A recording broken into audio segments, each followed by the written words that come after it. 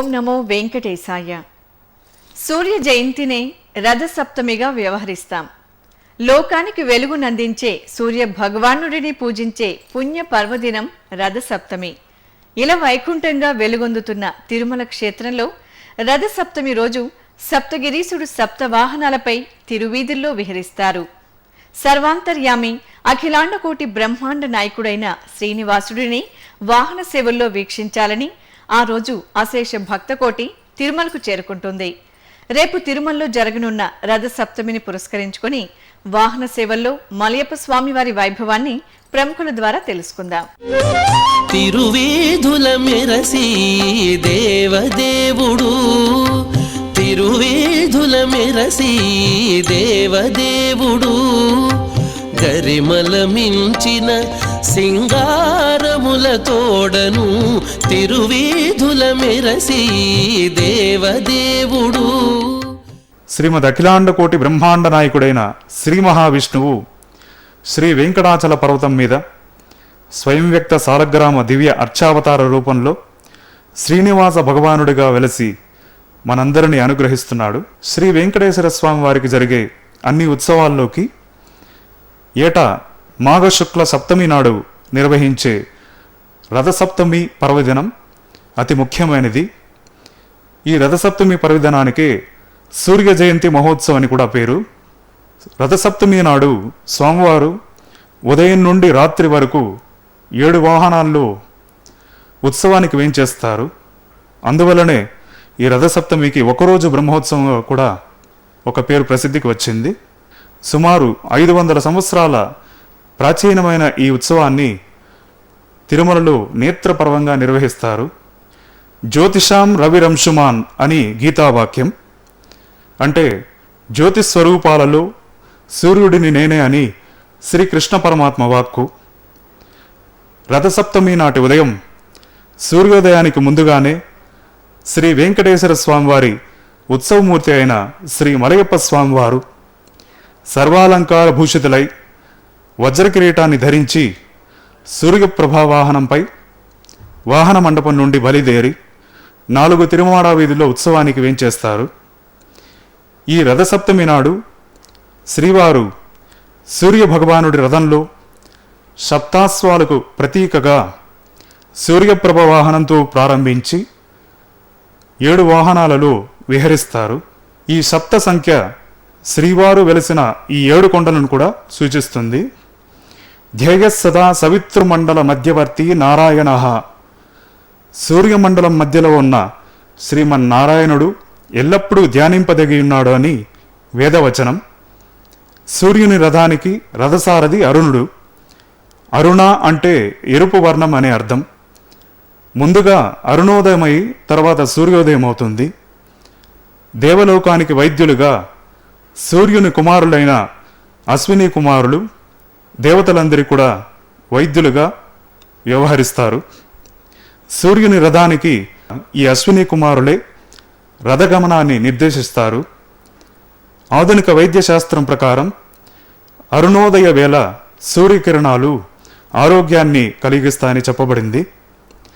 చక్షో సూర్యో అజాగత అని వేదాలలోని పురుష సూక్తం శ్రీవారి విరాట్ రూపంలో నేత్రాలుగా సూర్యుడు ప్రకాశిస్తున్నాడని పేర్కొంటోంది. సూర్యుడు కర్మసాక్షి, ప్రత్యక్ష దైవం. అలాగే ఆరోగ్యం భాస్కరాదిచ్చేత్ అని శాస్త్రవాక్యం. ఆరోగ్యం, కవిత్వం, విద్య, ఐశ్వర్యం, సంతానం మొదలైన ఫలాలన్నీ కూడా సూర్యదేవుని అనుగ్రహం వలన సిద్ధిస్తాయని సూర్య శతకం పేర్కొంటోంది. యజుర్వేదంలోని చాక్షుషోపనిషత్ సూర్యుని ఉపాసన వలన చక్షురోగ నివృత్తి కలుగుతుందని ప్రబోధిస్తున్నది.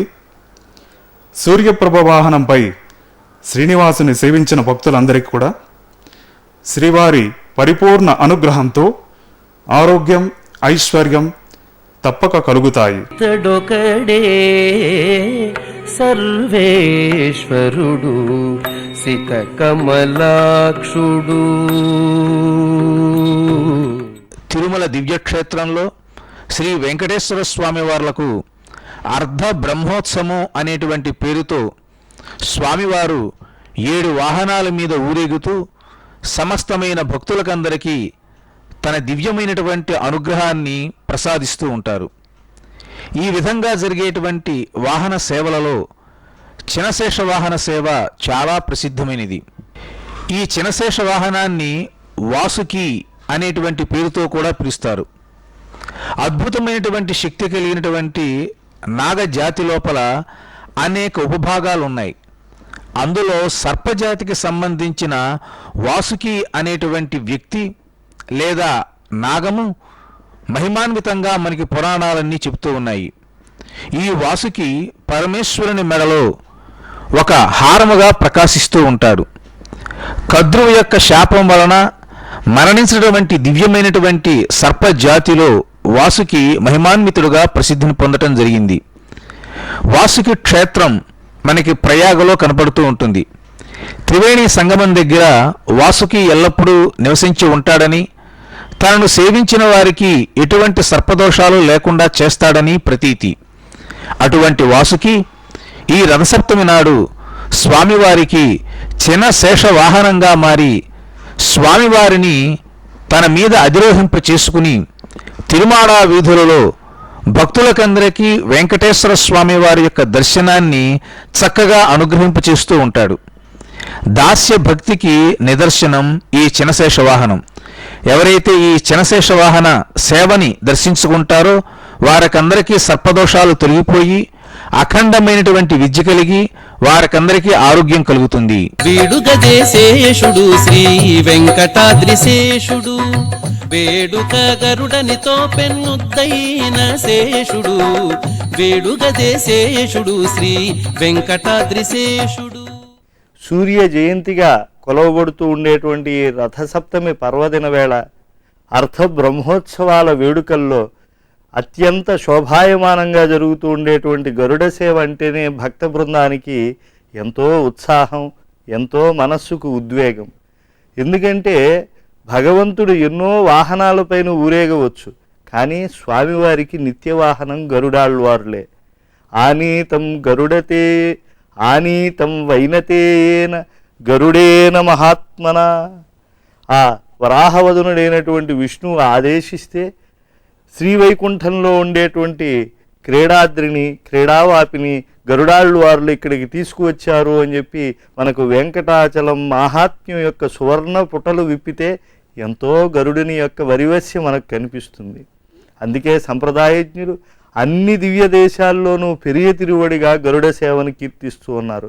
ఈ రథసప్తమి పర్వదిన వేళ భక్త బృందాలు అశేషంగా విచ్చేసి స్వామివారి యొక్క గరుడ సేవలో పాలు పంచుకుంటూ ఉండటం ఎంతో భాగ్యం. గరుడుని యొక్క దాస్య భక్తి తనలో ఇనుమడిస్తుంది అని చెప్పి ప్రతి భక్తుడు కూడా భావనం చేస్తాడు. ఎందుకంటే గరుడు పుట్టగానే తల్లి యొక్క దాస్య శృంఖలాలను ఛేదించినటువంటి వాడు, అమృతాన్ని ఇలకి తీసుకువస్తూ దేవేంద్రుడు వేసినటువంటి వజ్రాయుధానికి ఒక ఈకరాల్చినటువంటి బలశాలి. అంతేకాదు అమృతం తాగకుండానే ఎంతో జ్ఞానము, వైరాగ్యముతో పాటుగా శాశ్వతమైనటువంటి విష్ణు దాస్యతను పొందినటువంటి వాడు. ఆశ్చర్యం ఏమిటి అనంటే కొన్ని పురాణాల్లో స్వామివారికి గరుడు కొన్ని దివ్యమైనటువంటి బోధలు చేశాడు అని చెప్పి కూడా చెప్తూ ఉండటం మనం వ్యాసుని యొక్క అనుగ్రహం వల్ల తెలుసుకుంటూ ఉన్నాం. అంతటి మహావిష్ణుభక్తుడైనటువంటి గరుడాళ్వారులపైన ఎప్పుడూ కూడా స్వామి శ్రీవైకుంఠనాథుడిగా భక్తజనులకు గోచరిస్తూ ఉంటాడు. దేవదేవుడు చతుర్భుజుడై ఊరేగుతూ ఉంటే కలడా ఇంతటి దాత కమలనాభుడే కాక అని భక్తులు కన్నులు విచ్చుకుని ఆ సారసనేతుని యొక్క గరుడ సేవోత్సవంలో పాలు పంచుకుంటూ ఉంటారు.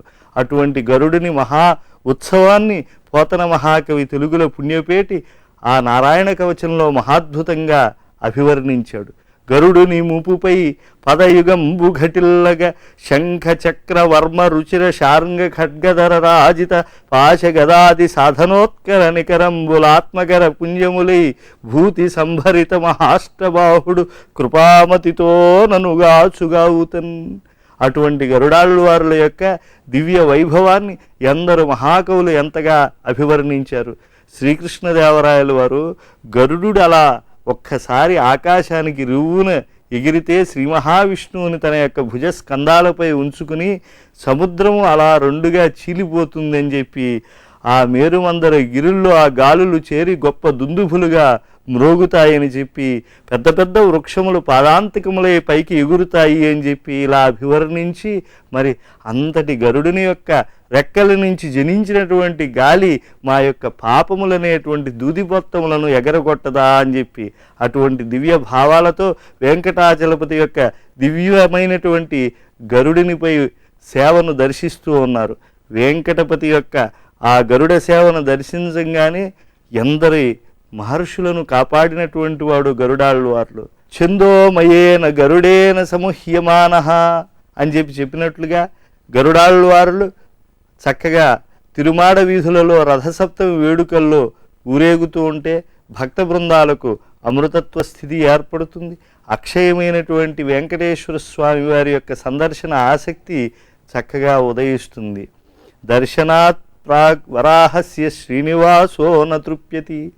ఈ క్షేత్రంలో వరాహస్వామిని ముందుగా దర్శించి ఆ తరువాత శ్రీనివాస స్వామిని సందర్శించాలి అని చెప్పి మనకి క్షేత్ర పురాణం చెబుతూ ఉన్నది. అటు ఆ యొక్క వరాహవదనుడైనటువంటి హరిని ఈ క్షేత్రంపైకి వచ్చినప్పుడు కైంకర్యాన్ని అందజేసినటువంటి వాడు గరుడాళ్వార్లే. ఇటు శ్రీనివాస స్వామి యొక్క నిత్య సేవల్లో కైంకర్యం అందిస్తూ ఎదుటిగా స్వామి ఆజ్ఞాపాలకుడై ఆనంద నిలయంలో నిలిచి ఉండేటువంటిది గరుడాళ్వార్లే. అటువంటి గరుడాళ్వార్ల యొక్క కైంకర్యంలో మనం పాలు పంచుకుని జన్మ చరితార్థం చేసుకుందాం. దివ్య రూపమా గరుడ వాహనమా శ్రీహరి సేవా దీక్ష జ్ఞాన వైరాగ్య పక్ష గడు దివ్య రూపమా గరుడ వాహనమా. కలియుగ ప్రత్యక్ష దైవమైనటువంటి వెంకటేశ్వర స్వామి వారు ఈ రథసప్తమి రోజున హనుమద్ వాహనంపై భక్తులకందరికీ తన విశేషమైనటువంటి దర్శన భాగ్యాన్ని అనుగ్రహింపు చేస్తూ ఉన్నాడు. తిరుమల రథసప్తమి రోజున స్వామివారు వివిధమైన వాహనాల మీద ఊరేగటం అనేటువంటిది సంప్రదాయంగా వస్తున్నటువంటి ఒక ఆచారం. అందులో హనుమద్వాహనంపై స్వామివారు ఊరేగటం అనేటువంటిది ఇంకా మహత్తరమైన అంశం. కారణం ఏమిటంటే అంజనాద్రి అనేటువంటి పేరుతో పిలువబడేటువంటి తిరుమలలోనే ఆంజనేయ స్వామి వారు పుట్టారు అని మనకు ఒక కథనం తెలియబడుతూ ఉంది.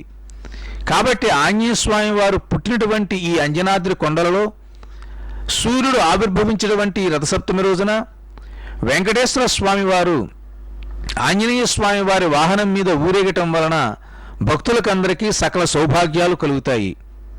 అన్నిటికీ మించి ఆంజనేయ స్వామి సూర్యుణ్ణే గురువుగా చేసుకుని సమస్త విద్యలు నేర్చుకున్నట్లుగా మనకి పురాణాల ద్వారా తెలుస్తుంది.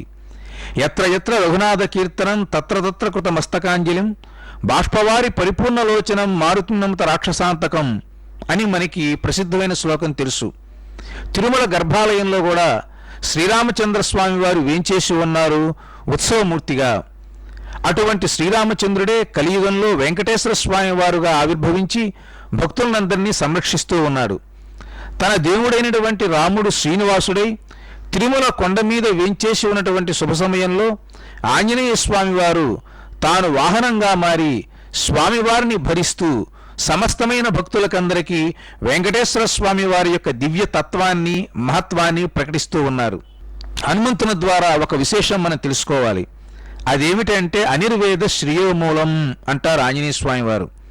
నిర్వేదం లేకుండా ఎటువంటి కష్టాలు వచ్చినా సరే తట్టుకుని ఉత్సాహంతో దైవం మీద భారం వేసి స్వశక్తితో ఎవరైతే ముందుకు కొనసాగుతూ ఉంటారో వాళ్ళకందరికీ సమస్తమైన సంపదలు కలుగుతాయి, శుభాలు కలుగుతాయి. కాబట్టి భక్తులందరూ స్వశక్తితో స్వామివారిని మీద విశ్వాసంతో ఈ రథసప్తమి రోజున ఎవరైతే సేవిస్తూ ఉంటారో వాళ్ళకందరికీ సకల సౌభాగ్యాలు కలుగుతాయి. దీన రక్షకుడఖిల వినుతుడు దేవదేవుడు రాముడు జానకి పతి కొలువుడి ఘన సమర విజయుడు రాముడు. చక్రాయుధధారిగా శ్రీ వెంకటేశ్వర స్వామి వారిని భావించేటువంటి వారికి ఎప్పటికీ కూడా అవిచ్ఛిన్నమైనటువంటి మోక్ష సుఖం లభిస్తుంది. చక్రరూపస్య చక్రిణః అని అన్నారు. స్వామి ఆ చక్ర స్వరూపుడుగా కాలాన్ని నియంత్రిస్తూ ఉంటాడు అని చెప్తూ ఉంటారు పెద్దలు. అంతేకాదు బ్రహ్మోత్సవాల్లో కానీ ఈ యొక్క రథసప్తమి వేడుకల్లో అర్ధ బ్రహ్మోత్సవాలుగా కీర్తింపబడుతూ ఉన్న ఈ యొక్క రథసప్తమి వేడుకల్లో కూడా చక్ర స్నానం అనేటువంటి జరుగుతూ ఉన్నది. ఈ రథసప్తమి పర్వదినంలో కూడా సవైదికంగా చక్రతాళ్వార్లను ధూప దీపాదులతో ఆరాధించి స్నపన చేయటం జరుగుతూ ఉన్నది. చక్రి యొక్క వైభవాన్ని ఎంతగానో అభివర్ణిస్తూ ఉన్నాయి మన పురాణాలు. చక్రధారిగా శ్రీ వెంకటేశ్వర స్వామి వారి యొక్క దివ్య భావన భక్తులకు అనంతమైనటువంటి రక్ష. శ్రీ వెంకటేశ్వర స్వామి వారి యొక్క సూర్య జయంతి బ్రహ్మోత్సవాలలో జరుగుతూ ఉండేటువంటి వేడుకల్లో ఈ అవబృధ స్నపన ఎంతో ఆనందాన్ని భక్తులకు ఇచ్చేటువంటిది, భక్తుల పాపాలను తొలగించేటువంటిది. భక్తుల యొక్క కష్టాలను స్వామివారు ఈనాడు సద్య తొలగిస్తూ ఉన్నారు అని అంటే స్వామి చక్రాయుధుడు కనుక. ఈ వెంకటాచలంపై స్వామివారు అర్చామూర్తిగా వెలసే ముందు ఎంతోమంది దుష్ట రాక్షస క్షత్రియుల్ని, ఇతరులైనటువంటి ధూర్తులని, రాక్షసుల్ని ఛేదించినటువంటిది ఆ యొక్క చక్రతాళ్వార్లు. ఆ చక్రతాళ్వార్లు స్వామిలో ఎంతో కూడా ఆ దయ అనేటువంటిది పెంపొందింపజేస్తూ భక్త సంరక్షణ విద్వత్తును పెంపొందింపజేస్తూ ఉంటాడు. విష్ణువు సర్వకార్యముల యందు కూడా ఆ యొక్క చక్రముతో భక్త సంరక్షణ విద్వత్తును ప్రదర్శిస్తూ ఉంటారు. కనుక సురద్వషులైనటువంటి వారికి ఎప్పుడూ కూడా విష్ణువు చక్రము ద్వారా నాశనము చేకూరుస్తూ ఉన్నాడు. మనలో ఉండేటువంటి అరిషడ్ వర్గములను కూడా ఆ హరి తన చక్రము చేత ఛేదింపజేసి కామక్రోధ మోహ లోభ మదవాత్సర్యాదుల నుంచి పరిరక్షించి ఈ యొక్క భగవదోత్సవములలో పరినిష్ఠితమైనటువంటి చెత్త వృత్తిని ఏర్పరచాలి అని చెప్పి మనం ప్రార్థన చేద్దాం. చక్రరూపస్య చక్రిణః అని చెప్పి ఆ స్వామిని ఆశ్రయణం చేద్దాం. పెరచి బ్రహ్మాదులు వేద మంత్రముల నీ ఉరుట్లు కొనియాడేరో చక్రమా.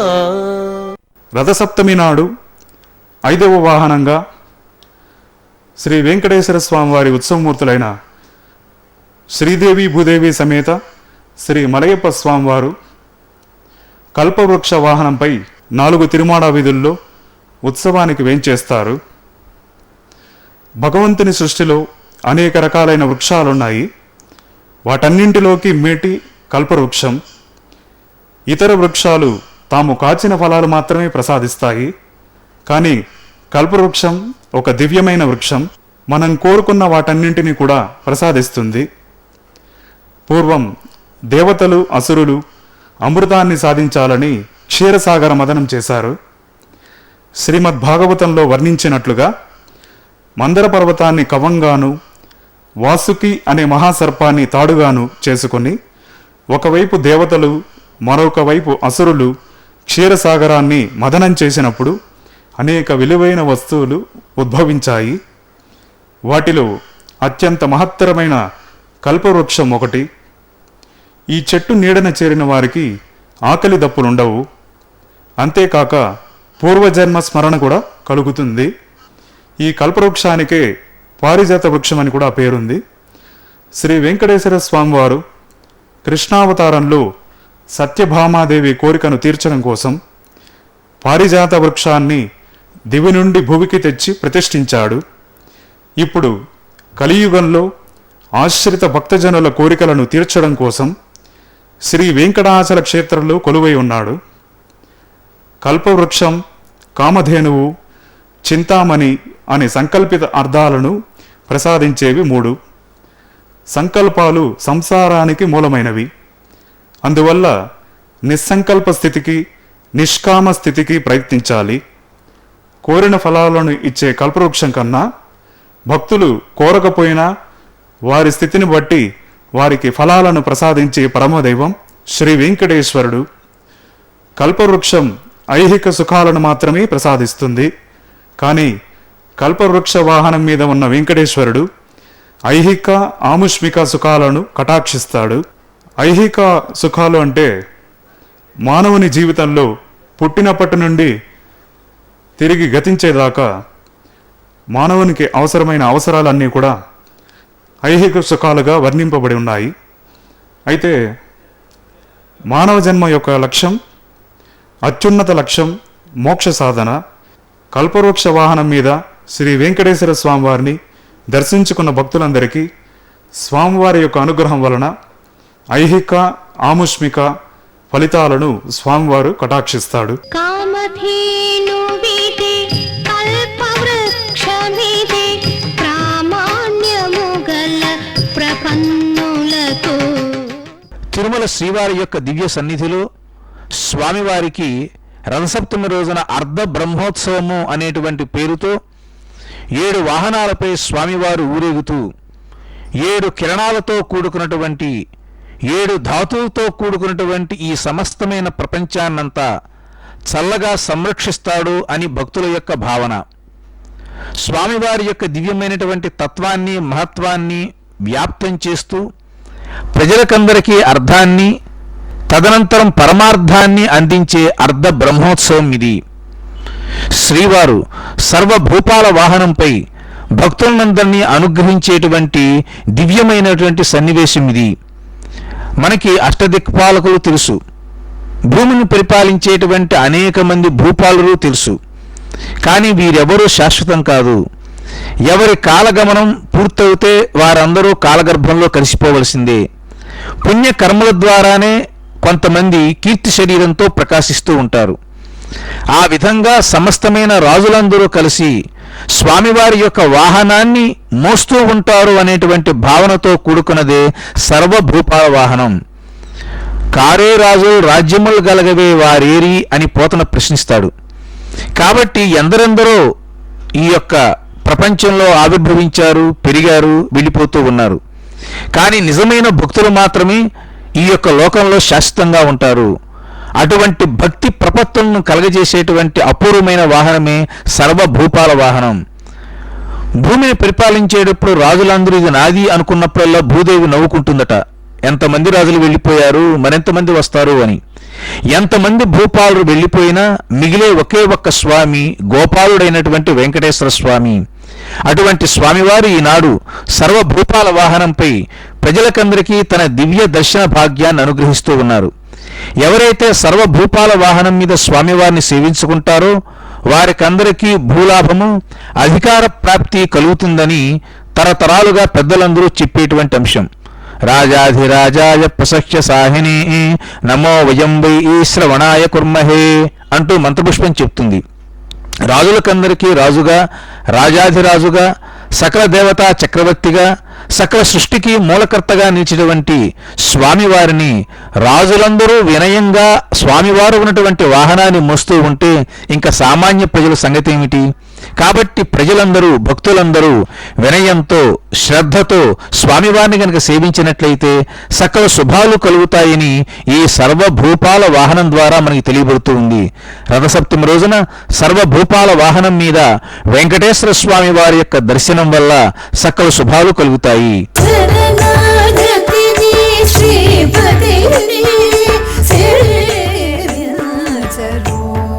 సూర్య జయంతి మహోత్సవాలలో రథసప్తమిగా పేర్కొనబడేటువంటి వేడుకల్లో స్వామివారు చంద్రప్రభ వాహనాధీశుడై విహరిస్తూ ఉంటే భక్తులకు అమేమైనటువంటి ఆనందం కలుగుతూ ఉంటుంది. ఎందుకంటే జగత్తుకి ఎంతో ఆనందం కలిగించేటువంటిది చంద్రోదయం. యథా ప్రహ్లాదనా చంద్ర అని శ్రీమద్ భాగవతం కూడా చెబుతూ ఉన్నది. ఎందుకంటే చంద్రోదయం అయింది అనంటే సముద్రాలు ఉప్పొంగుతూ ఉంటాయి, చంద్రకాంత శిలలు ద్రవిస్తూ ఉంటాయి, చక్కగా మల్లెలు స్రవిస్తూ ఉంటాయి, అదేవిధంగా కలువలన్నీ వికసిస్తూ ఉంటాయి. భక్తుల కన్నుల కలువలు వికసిస్తూ ఉన్నాయి. స్వామివారు చంద్రప్రభపై ఊరేగుతూ ఉంటే భక్త మానసాంబోధులు ఉప్పొంగిపోతూ ఉన్నాయి. గోవిందనామ సంకీర్తనలతో, కోలాటాలతో చంద్రప్రభపై స్వామివారు ఊరేగుతూ ఉంటే ఎంతో ఆనందపడుతూ ఉంటారు. ఎందుకంటే చంద్రుని యొక్క కాంతులు కేవలం పూలపైనే ప్రసరిస్తుందా? పువ్వులపై కాశీని, పురి ముండ్లపై కాశీని, ఆవల వెన్నెలకేమి హాని వచ్చినా. స్వామి, చంద్రుని యొక్క కాంతులు అటు పూలపైన ప్రసరిస్తోంది, ముళ్ళపైన అది చక్కగా ప్రసరించడం జరుగుతున్నది. అలాగే కడు పుణ్యాత్ములను రక్షించేటువంటి నీవు పాపాత్ములను కూడా రక్షింపవలసింది అని చెప్పి ఈ యొక్క రథసప్తమి వేడుకల్లో భక్త బృందాలు వేడుకోవటం అనేటువంటిది అనూచాన సంప్రదాయం. ఉత్సవే దర్శనం పుణ్యం శ్రీనివాసస్య శార్ంగిణ. భగవంతుడైనటువంటి ఆ స్వామి అష్టమి నాటి చంద్రుని లాంటి ముఖబింబంతో విరాజిల్లుతూ చంద్రప్రభపై ఊరేగుతూ ఉంటే భక్తులకి ఎంతటి ఆనందం జీవనంలో. తాపత్రయములు తొలగిపోతాయి. ఆధ్యాత్మిక ఆదిదైవిక ఆదిభౌతికములనేటువంటి తాపత్రయములను తొలగించేది స్వామివారి యొక్క చంద్రప్రభ వాహనం. అంతేకాదు జగత్తుకి ముక్తి భోజనాన్ని కూడా అనుగ్రహించేది చంద్రప్రభ వాహనమే. స్వామివారు అత్యంత ప్రసన్నుడిగా ఉంటాడు. అంతేకాదు లోకంలో ఓషధులు అన్నీ కూడా చంద్రుని యొక్క కాంతుల ద్వారానే అవి వృద్ధి చెందుతూ ఉంటాయి. పుష్టామి చౌషధీ సర్వా సోమో భూత్వా రసాత్మక. నేను సోముణ్ణి, ఈ యొక్క ఓషధులన్నిటినీ కూడా భూమిపై మొలకెత్తింపజేస్తూ ఉంటాను అని స్వామివారు స్వయంగా గీతాచార్యుడిగా తెలియజేశాడు. మనం అందుకే అంకురారోపణ కర్మ లేకుండా ఏ వైదికమైనటువంటి ఆచారము చేయడం లేదు. ఈ అంకురారోపణం చంద్రుని సాక్షిగా చేయడం అనేటువంటిది కూడా ఆగమ విహితమైనటువంటి అంశం. అవి పచ్చగా తెల్లటి మొలకలతో అవి ఈరికలెత్తితే అప్పుడు యజమానుడి యొక్క కోరిక అది పరిపూర్ణమవుతుంది అని చెప్పి విశ్వాసం. శ్రీనివాసస్వామి మరి చంద్రప్రభ వాహనాధీశుడై ఊరేగుతూ ఉంటే భక్తులందరూ కూడా స్వామివారి యొక్క నామ సంకీర్తనం చేస్తూ ఉంటారు. ఎన్ని అక్షరములతో ఉండేటువంటి స్వామి నామములను పలుకుతూ వాళ్ళు కోలాటాలు నృత్యాలు చేస్తూ ఉంటారో ఆ స్వామివారి యొక్క ఉత్సవంలో వాళ్ళు అన్ని వేల సంవత్సరములు బ్రహ్మలోకములో పరమానందాన్ని పొందుతూ ఉంటారు అని చెప్పి మనకు వరాహ పురాణంలో వ్యాస భగవానులు వారు చెప్పారు. అటువంటి చంద్రప్రభ వాహనాధీశుని యొక్క సేవలో పాలు పంచుకుందాం, జన్మ చరితార్థం చేసుకుందాం. జీవనం పరిపూర్ణమై మన యొక్క కామితములన్నీ కూడా ఫలవంతమవుతాయని చెప్పి భావన చేద్దాం. చంద్రప్రభ వాహనమున చక్కనయ్య కనరో ఉపేంద్రుడై ఊరేగే ప్రియమాధవుడిదిగో. తెలుసుకున్నారు కదండి రథసప్తమి విశిష్టతను, తిరుమలలో జరిగే స్వామివారి వాహన సేవల వైభవాన్ని. మరి ఒక్కరోజు బ్రహ్మోత్సవంగా పిలుచుకునే రథసప్తమి పర్వదినాన మనము ఆ దేవదేవుడిని మనసారా స్మరిద్దాం, అపార కరుణా కటాక్షాలను పొందుదాం. ఓం నమో వెంకటేశాయ.